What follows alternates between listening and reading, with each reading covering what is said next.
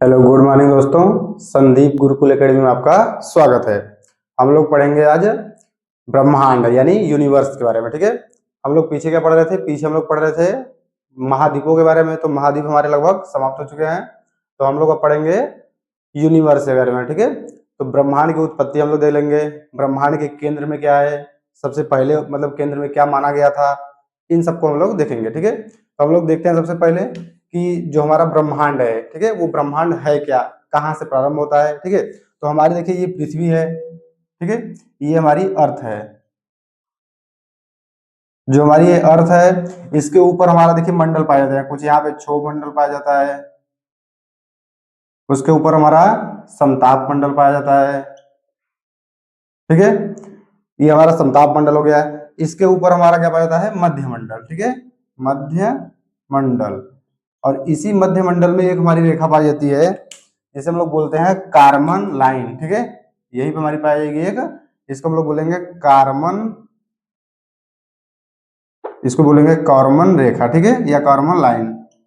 ठीक है, ये हमारी जो कार्बन रेखा है वो समुद्र तल से, पृथ्वी के समुद्र तल से लगभग 100 किलोमीटर की ऊंचाई पर होती है। ठीक है, देखिए ये बता क्यों रहे हैं, क्योंकि इसके ऊपर से हमारा जो वातावरण है, यहाँ तक हमारा जो वायुमंडल है, ठीक है, पृथ्वी का जो वायुमंडल हमारा है वो लगभग अर्थ से लेकर यहाँ से 100 किलोमीटर की ऊंचाई तक पाया जाता है। ठीक है, क्षोभ मंडल, समताप मंडल, मध्य मंडल।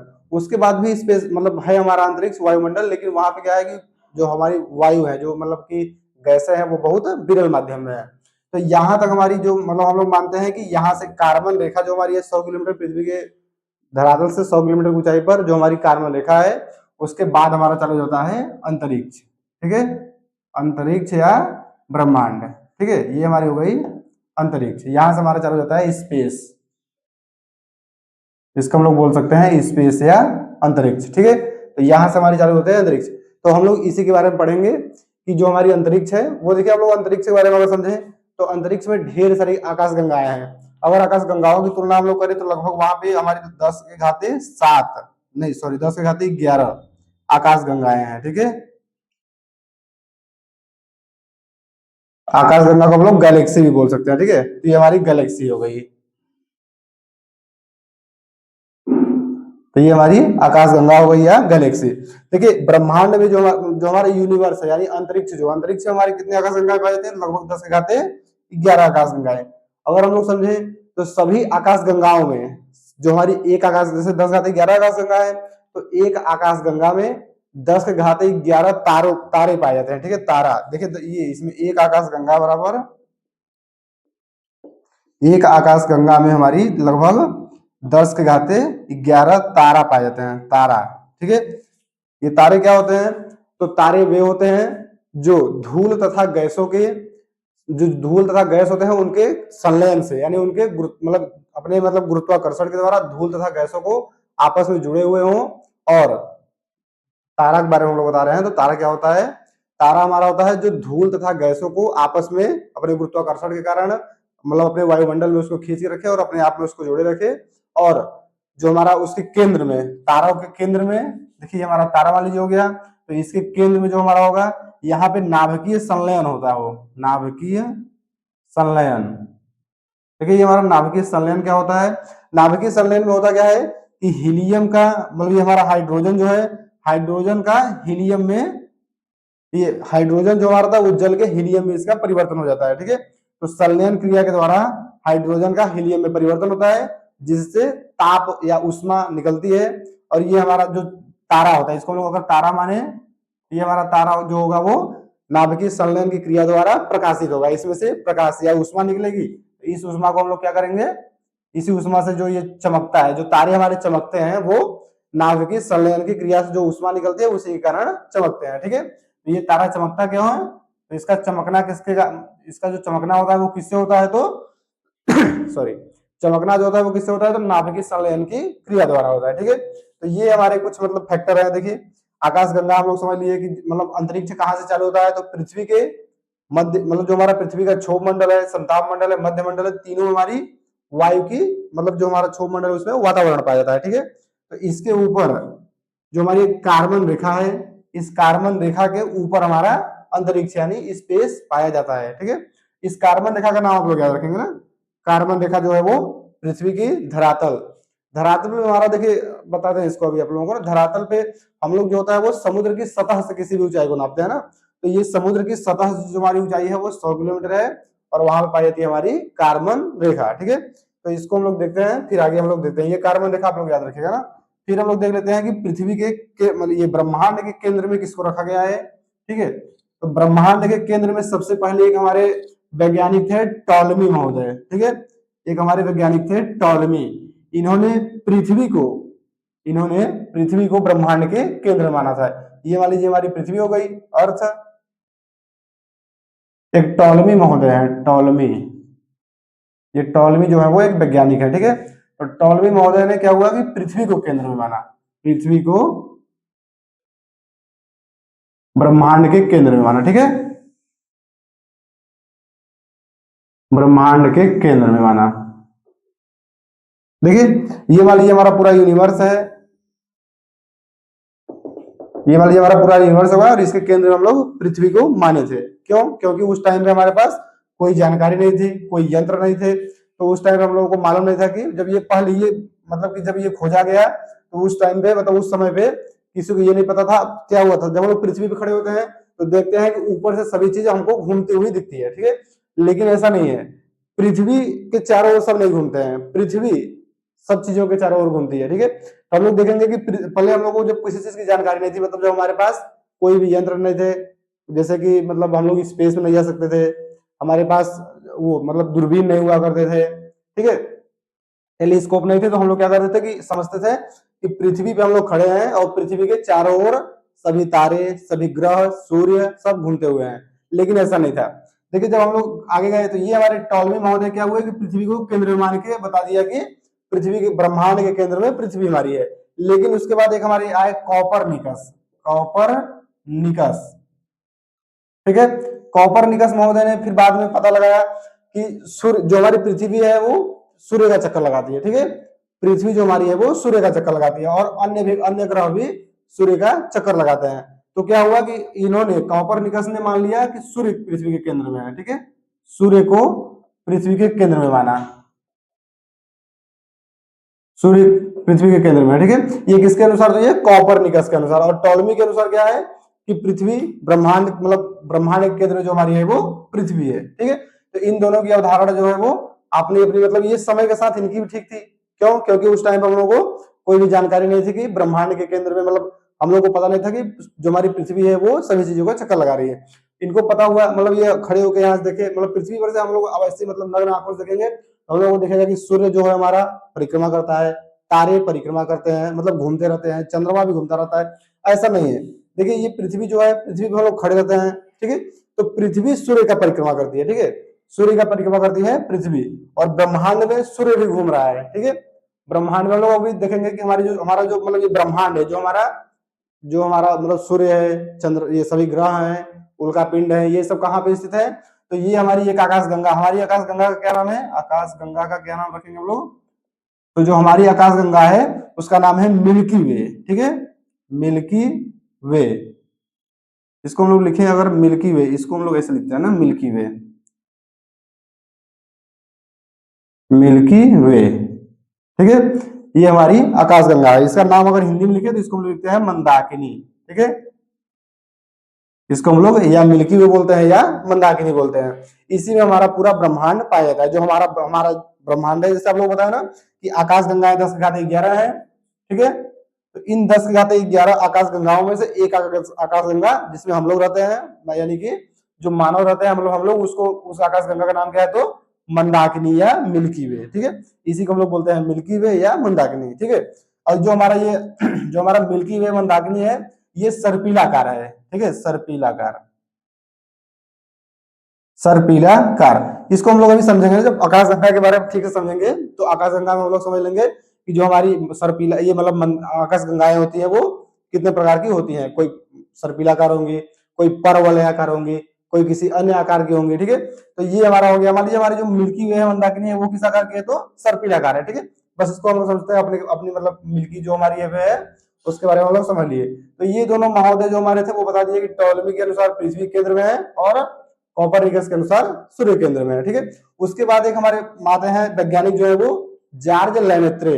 इन्होंने बताया कि ब्रह्मांड का निर्माण कैसे हुआ, ठीक है, ब्रह्मांड का निर्माण कैसे हुआ। तो ये मतलब हमारा हो गया कि मतलब हम लोग जब शुरू शुरू में किसी चीज की हमें जानकारी नहीं थी तो हमें पता चला कि ब्रह्मांड के केंद्र में किस चीज को रखा जाए। तो इसके लिए इन लोगों ने अपना अपना अनुमान बताया। टॉलमी ने बताया कि पृथ्वी केंद्र में है, क्योंकि उस टाइम हमारे पास कोई भी टेक्नोलॉजी नहीं थी, ठीक है। जब टेक्नोलॉजी आई तो कोपरनिकस ने परीक्षण किया, तो इन्होंने बताया कि जो हमारी मतलब सूर्य है वो पृथ्वी के मतलब वो ब्रह्मांड के केंद्र में है, ठीक है। और उसके बाद हमारे गैलीलियो महोदय आते हैं। गैलीलियो साहब आएंगे, इन्होंने एक दूरबीन की खोज की जिसे हम लोग बोलते हैं हबल, ठीक है। ये गैलीलियो ने हबल, गैलीलियो ने दूरबीन की खोज की थी, ठीक है। ये हबल दूरबीन तो अभी भी नहीं, दूरबीन की खोज इन्होंने किया ना। तो गैलीलियो ने दूरबीन की खोज किया, तो इसके माध्यम से पता चला कि ब्रह्मांड जो हमारा है वो मतलब हमारा जो आकाश ये जो हमारा मतलब मिल्की वे हमारी जो आकाशगंगा है उसके केंद्र में सूर्य है, ठीक है। तो ये भी पता हो गया, दूरबीन के माध्यम से पता किया गया, जो कोपरनिकस ने पहले ही बता दिया था, ठीक है। अब इसके बाद हम लोग समझ लेते हैं, ये तो हमारा हो गया कि ब्रह्मांड के केंद्र में क्या है ये सब ना। अब हम लोग समझेंगे कि जो हमारी मतलब कि ये जो हमारा ब्रह्मांड है, जो हमारा अंतरिक्ष है, उसका निर्माण कैसे हुआ, ठीक है। तो उसके निर्माण के लिए हम लोग समझे तो हम लोग देखते हैं कि एक हमारे बिग बैंग का सिद्धांत हम लोग अपनाते हैं, ठीक है। बिग बैंग का सिद्धांत, बिग बैंग के सिद्धांत को किसने दिया था? तो बिग बैंग के सिद्धांत को दिया था जॉर्ज लेमेत्रे ने, ठीक है। जॉर्ज लेमेत्रे एक विज्ञानी थे, उन्होंने बताया कि बिग बैंग के सिद्धांत के माध्यम से 13.7 अरब वर्ष पहले, ठीक है, 13.7 अरब वर्ष पहले, अरब वर्ष पहले, देखिए 13.7 अरब वर्ष पहले ये जो हमारी पृथ्वी है इसका मतलब पृथ्वी सॉरी पृथ्वी नहीं, ये हमारा जो ब्रह्मांड है इसका निर्माण हुआ, ठीक है। किसने बताया? तो जॉर्ज लेमेत्रे, जॉर्ज लेमेत्रे, इनके माध्यम से हमारा पता चला कि जॉर्ज लेमेत्रे जो ये है ये बताए कि 13.7 अरब वर्ष पहले एक हमारा बिग बैंग हुआ, बिग बैंग, बिग बैंग एक हमारा सिद्धांत है, ठीक है, बिग बैंग, ठीक है। इसको हम लोग बोल सकते हैं महाविस्फोट, बिग बैंग को बोलेंगे महाविस्फोट, महाविस्फोट सिद्धांत, ठीक है। ये हमारा जो महाविस्फोट सिद्धांत है इसी के अनुसार जो हमारी ये ब्रह्मांड है इसका निर्माण हुआ है, ठीक है। तो बिग बैंग का सिद्धांत देखिए ये कब हुआ था, ये विस्फोट कब हुआ? तो 13.7 अरब वर्ष पहले, ठीक है। तो इसके बारे में हम लोग समझेगा ठीक से। तो देखिए ब्रह्मांड में बताया जाता है कि जब हमारा ब्रह्मांड जो है वो अभी वर्तमान में फैल रहा है, ठीक है। ब्रह्मांड में जो हमारे मतलब पिंड है, जो हमारे ग्रह है, तारा है, इन सब का वर्तमान में विस्तार हो रहा है, ठीक है। तो विस्तार हो रहा है इसका मतलब क्या हुआ कि ये किसी समय पे क्या होंगे कि पास रहे होंगे, विस्तार अभी हो रहा है, तो किसी समय जब बहुत समय पहले ये क्या होंगे कि पास रहे होंगे तभी तो इनका विस्तार हो रहा है। तो बताया जाता है कि कुछ समय पहले जब अनुमान लगाया गया कि ये जो हमारे ब्रह्मांड के केंद्र में देखिए हमारा जो ब्रह्मांड विस्तार हो रहा है, ठीक है, इधर से फैल रहा है, तो कभी ये मतलब अभी इस टाइम पे ऐसे फैल रहा है, ठीक है, तो कभी ये संकुचित भी रहा होगा ये, तो अनुमान लगाया कि ये पास होते होते किसी समय एक बिंदुवत आकार का रहा होगा, ठीक है, बिंदुवत आकार का रहा होगा जिसका घनत्व तो बहुत ज्यादा रहा होगा, ठीक है। तो ये बिंदुवत आकार का जो हमारा ये मान लीजिए पिंड है इसको हम लोग बोल सकते हैं, ये इसको हम लोग बोलेंगे पॉइंट ऑफ सिंगुलरिटी, इसको बोलते हैं पॉइंट ऑफ सिंगुलरिटी, इसको हम लोग लिखते हैं पॉइंट ऑफ सिंगुलरिटी, ठीक है। ये हमारी जो पॉइंट ऑफ सिंगुलरिटी है इसका घनत्व बहुत ज्यादा है, ठीक है, इसका घनत्व बहुत ज्यादा है। क्यों? क्योंकि ये देखिए पूरे ब्रह्मांड को अपने में समाहित किए हुए है, ठीक है। तो पूरे ब्रह्मांड को अपने में समाहित किए हुए है, तो इसको हम लोग बोल देते हैं पॉइंट ऑफ सिंगुलरिटी, जिसका घनत्व बहुत ज्यादा है, घनत्व यानी डेंसिटी, ठीक है। तो इसको हम लोग अगर देखें तो जब इसमें मतलब इसमें दो तीन सिद्धांत आते हैं ना, दो तीन सिद्धांत में एक हम लोग सिद्धांत देते हैं महाविस्फोट, ये जो हमारा बिग बैंग का सिद्धांत है ये वर्तमान में सर्वाधिक मान्य सिद्धांत है, ठीक है। जो और सिद्धांत है उन लोगों को मतलब क्या है कि उसमें कुछ कंफ्यूजन है, उसमें क्या होता है कि उसमें सभी चीज मतलब मान्य नहीं है। तो ये जो हमारा मान्य सिद्धांत है उसको हम लोग देखते हैं बिग बैंग सिद्धांत, ठीक है। तो बिग बैंग सिद्धांत के माध्यम से क्या हुआ, इसमें एक विस्फोट हुआ, विस्फोट के माध्यम से क्या हुआ कि वहां से उष्मा निकली, एनर्जी निकली, ठीक है। तो इसमें क्या होता है देखिए जहां से एक सूत्र होता है E बराबर mc स्क्वायर, ठीक है, इसमें से क्या हुआ प्रकाश निकला और एनर्जी निकली, एनर्जी यानी उष्मा, ठीक है, ये दोनों निकले। और m क्या है? मैटर यानी द्रव्यमान, ठीक है। तो यहां से प्रकाश निकला एनर्जी निकली। तो इन दिनों को मिला के क्या बन गया कि ये हमारा जो मैटर द्रव्यमान, इसमें जो छोटी मतलब पहले क्या शुरू शुरू में जब इसका विस्फोट हुआ तो विस्फोट में पहले हीलियम, ये हाइड्रोजन गैस बने, फिर हीलियम गैस बनी, फिर नाइट्रोजन गैस बनी, ऐसे ऐसे धीरे धीरे ऑक्सीजन, कार्बन डाइऑक्साइड, मतलब सभी गैसें बनती गई एक दूसरे के मिश्रण से। ठीक है, तो ये सभी गैसों का निर्माण हुआ, जिससे क्या हुआ कि चट्टाने बनी, मतलब कि उसमें गैस धूल के कण बने, उन सब में गुरुत्वाकर्षण बल लगा, उन सब के गुरुत्वाकर्षण बल के कारण क्या हुआ कि कुछ ग्रह बन गए, कुछ तारे बन गए कुछ। ठीक है, तो इन सब का निर्माण इन सब के आधार पे हुआ। ठीक है, तो ये हमारा बिग बैंग सिद्धांत जो है वो कहां से चालू होता है, तो ये एक पॉइंट है जिसे हम लोग बोलते हैं पॉइंट ऑफ सिंगुलरिटी, यानी एक बिंदु है जिसका घनत्व तो बहुत ज्यादा है, इसमें विस्फोट होने के कारण। ठीक है, देखिए विस्फोट कैसे हुआ, विस्फोट कैसे हुआ अगर हम लोग समझें तो क्या होता है कि जब बताया आप लोगों को, ये हमारा जो बिंदु है वो पहले क्या था कि एक बिंदु था, अभी धीरे धीरे बढ़ रहा है, ये अनुमान कैसे लगाया कि पहले एक बिंदु था। अगर इसको हम लोग सही से समझे तो ये क्या है कि ब्रह्मांड अभी धीरे धीरे विस्तारित हो रहा है। ठीक है, विस्तारित हो रहा है, विस्तारित हो रहा है, अभी बढ़ ही रहा है ना, और अनुमान लगाया जा रहा है वैज्ञानिकों के अनुसार ये बढ़ता ही चला जाएगा। ठीक है, तो क्या हुआ कि ये मतलब वैज्ञानिकों को कहना है कि ये पहले ब्रह्मांड किसी एक बिंदु पर रहा होगा, तभी तो जाके आगे मतलब इसका विस्तार हुआ होगा। तो इन लोगों ने अनुमान लगाया कि ये ब्रह्मांड जिस टाइम पे सिकुड़ते सिकुड़ते सिकुड़ते एक बिंदु हुआ होगा, और उसमें इतना ज्यादा दबाव लगा होगा कि ये ब्रह्मांड अपने आप विस्फोट हो गया होगा। ठीक है, तो विस्फोट हुआ होगा, तो इसके अनुसार क्या हुआ कि हमारे सभी ग्रह, तारे, नक्षत्र जो भी है सबका निर्माण हुआ। ठीक है, तो ये हमारा सूत्र है एफ ई बराबर एम सी स्क्वायर। ठीक है, तो इससे मतलब क्या होता है कि इससे मतलब एनर्जी अगर हमारे पास है, प्रकाश है, तो उससे हम लोग मैटर द्रव्यमान का निर्माण कर सकते हैं। ठीक है, तो ये हमारा हो गया बिग बैंग। ये देखिए दिया किसने था इसको, तो जॉर्ज लेमेत्रे साहब ने दिया था। इससे हमारी क्या हुई कि 13.7 अरब पर वर्ष पहले बिग बैंग सिद्धांत मतलब बिग बैंग यानी महाविस्फोट हुआ, जिसके कारण ब्रह्मांड का निर्माण हुआ। ठीक है, तो ये हमारे कुछ हो गए। अब हम लोग इसमें देखेंगे कि ब्रह्मांड के निर्माण के दौरान हमारे जो मतलब कि ब्रह्मांड की उत्पत्ति हो गई बिग बैंग से। ये देखिए इसका मतलब कि जो हमारा ये बिग बैंग है ये कब दिया गया था, इसका मतलब सिद्धांत कब दिया गया था, ये सिद्धांत हमारा 1931 में दिया था गया था। ठीक है, 1931 में दिया गया था जॉर्ज लेमेत्रे द्वारा। ठीक है, तो इसको हम लोग देखते हैं। उसके बाद हम लोग समझेंगे कि जब ब्रह्मांड की उत्पत्ति हुई तो सबसे पहले क्या बना, उसके बाद क्या बना, उसके बाद क्या बना। ठीक है, तो उसके देखेंगे हम लोग कि जो हमारा एक मतलब कि जब देखेंगे ब्रह्मांड में महाविस्फोट हुआ, बिग बैंग सिद्धांत हुआ, तो उस समय पे हमारा एक बड़ा निहारिका, ठीक है, जिसे हम लोग बोलते हैं नेबुला, निहारिका का निर्माण हुआ, उससे हम लोग देखते हैं। ठीक है, अब देखिए निहारिका क्या होती है, निहारिका को अगर हम लोग देखें तो निहारिका के बारे में हम लोग समझेंगे। निहारिका को हम लोग बोलते हैं नेबुला। ठीक है,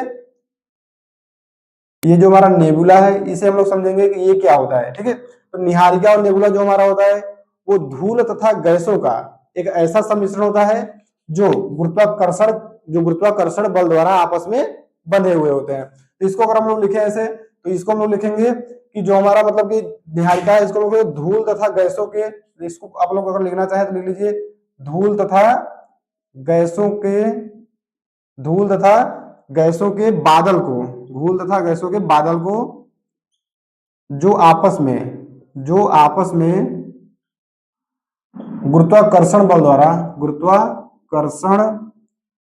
द्वारा एक दूसरे से गुरुत्वाकर्षण बल द्वारा आपस में जुड़े होते हैं। ठीक है, जुड़े होते हैं। ठीक है, इसे हम लोग क्या बोलते हैं, तो इसे हम लोग निहारिका या नेबुला बोलते हैं। ठीक है, तो जब ब्रह्मांड में जब विस्फोट हुआ तो सबसे पहले क्या हुआ, वहां से धूल के गैस निकले, कुछ धूल के कण निकले, कुछ गैसें निकली। उन सबको क्या हुआ कि ये बहुत बड़ी मात्रा में निकली। ठीक है, तो बहुत ज्यादा मात्रा में निकलने के कारण क्या हुआ कि ये कहीं कहीं एक एक जगह जिस जगह पे मतलब कि केंद्र में ये गुरुत्वाकर्षण बल ज्यादा लग रहा था, ठीक है, ग्रेविटी ज्यादा लग रही थी, वहां पे धूल के गैस और कण जो है वो आपस में मतलब कि जुड़ गए। ठीक है, ये आपस में जुड़ते जुड़ते क्या हुआ कि एक गोले का निर्माण कर लिए, और इस गोले के आसपास क्या हुआ, ढेर सारी धूल के कण, गैस, ठीक है, ये सब उपस्थित है। तो इसे हम लोग क्या बोलते हैं, निहारिका। ठीक है, इसे हम लोग बोलेंगे निहारिका या नेबुला। ठीक है, तो ये हमारा हो गया निहारिका या नेबुला। इसके बाद देखिए निहारिका और नेबुला के बाद हमारा क्या बनेगा, तारा बनेगा। ठीक है, तो इसके बाद हमारा तारा बनेगा। तो तारा क्या होता है, तारा होता है वह आकाशीय पिंड जिसकी स्वयं की ताप और स्वयं का प्रकाश हो। ठीक है, तारा क्या होता है, जिसके पास स्वयं का ताप हो यानी स्वयं का उसमें प्रकाश हो और स्वयं का ताप हो उसे हम लोग तारा बोलते हैं। ठीक है, तो यहाँ पर अगर हम लोग तारा देखें तो ये निहारिका आप लोग लिख लीजिए, उसके बाद हम लोग तारा ऊपर देख लेते हैं। ठीक है, तारा यानी स्टार। ठीक है, ये हमारा हो गया स्टार। अगर हम लोग इसको देखें तो ये हमारा होता है कि ये जिसका स्वयं का प्रकाश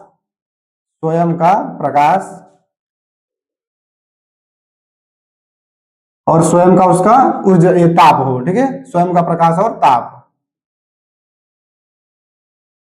तो उसे हम लोग क्या बोलेंगे, स्वयं का प्रकाश और स्वयं का ताप जिसके पास होगा उसे हम लोग बोल देंगे तारा। ठीक है, तो इसको आप लोग ऐसे समझेंगे, जिसके पास मतलब तारा में आप लोग को बताया ना कि जो हमारा तारा होता है उसमें संलयन क्रिया द्वारा हीलियम गैस मतलब हाइड्रोजन गैस हीलियम में परिवर्तित होती है और वहां पे प्रकाश या ऊष्मा मतलब निकलती रहती है, जिसे हम लोग बोलते हैं तारा। ठीक है, तो नेबुला के बाद हमारा बन जाएगा तारा।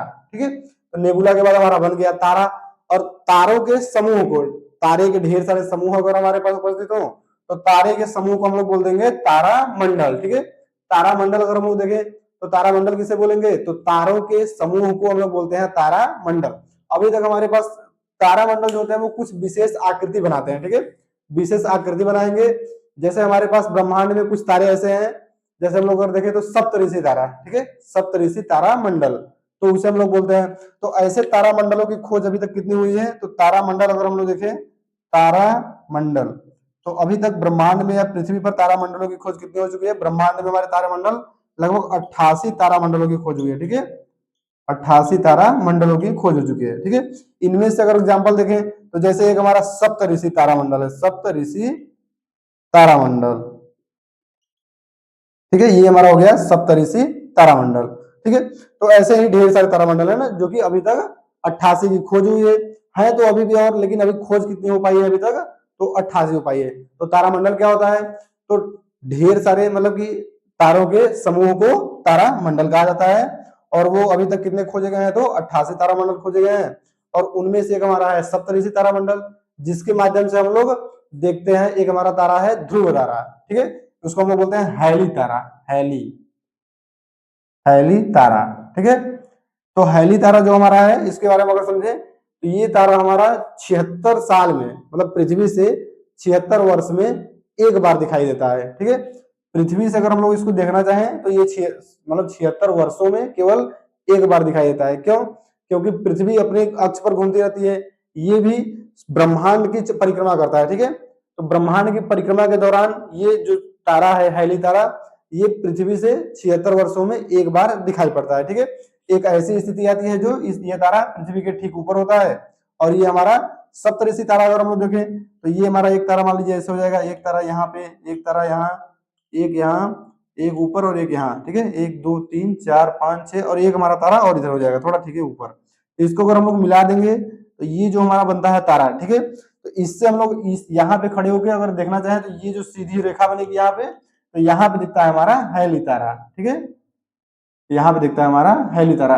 और इसी के माध्यम से हम लोग उत्तरी और दक्षिणी ध्रुवों का भी निर्धारण किया करते थे पहले, लेकिन अभी हमारे पास कैंपस या कंपास आ गया है तो हम लोग इसका इस्तेमाल नहीं करते। लेकिन क्या है कि इस तारों के माध्यम से हम लोग रातों में निर्धारित करते थे कि हमारे मतलब उत्तर दिशा कौन सी है, दक्षिण दिशा कौन सी है, तो इससे निर्धारण किया जाता था। इसे हम लोग क्या बोलते थे, तो इसे बोलते थे सप्तऋषि तारा मंडल। ठीक है, तो ये हमारा हो गया तारा मंडल। ठीक है, तो हम लोग आज इतना देखते हैं तारा ये ब्रह्मांड के बारे में, फिर हम लोग आगे देख लेंगे ब्रह्मांड के आगे जो मतलब कि आकाश गैलेक्सी के बारे में ठीक से समझेंगे। ठीक है, तो अभी हमारे जो आगे बचे हैं उसके बारे में हम लोग देखेंगे कल। आज के लिए इतना रखते हैं। ठीक है, फिर मिलते हैं अगली वीडियो में। धन्यवाद।